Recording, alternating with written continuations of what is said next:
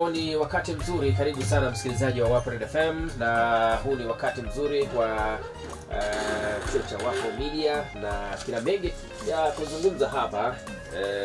Wakati huu hapa ni mkaribishe Mwalimu Gaya kusalimu. Baada hapo tuna wanafunzi pia ambao watazungumza hapa kwa siku ya leo, wana mengi pia kutushirikisha. Karibu sana mwalimu. Asante sana ndugu mtangazaji, kama ulivyotangulia kusema na kunitambulisha. Kwa jina mimi naitwa Christopher Daniel Mgaya, ni afisa udahili lakini pia ni mkufunzi kutoka chuo cha Wapo Media Institute. Lakini sijaja peke yangu, nimekuja na wanafunzi wa diploma semester 2 ambao wamemaliza certificate, wakaona ni vema waunganishe pia kuendelea na diploma. Nafikiri muda utakapofika basi na wao watapata nafasi ya kuweza kujitambulisha zaidi. Sawa. Na sasa hivi mna yapi ambayo mzazi ama mlezi ama mwanafunzi ambaye pia anatafuta chuo kwa ajili ya uandishi wa habari na mambo mengine anaweza kufahamu kutoka chuo chetu?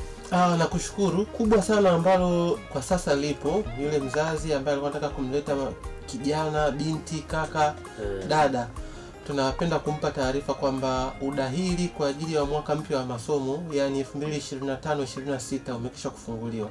Kwa hiyo tunasema sasa ni wakati pekee na ni fursa ya kipekee kwa wewe mzazi ambaye unanisikiliza, kwa wewe kijana uliomaliza form 4, umemaliza form 6 ila ulikuwa unahangaika katika kutafuta sasa ni chuo gani cha ngazi ya kati ili uweze ukaenda. Mimi naomba nichukue fursa hii kukukaribisha Wapo Media Institute.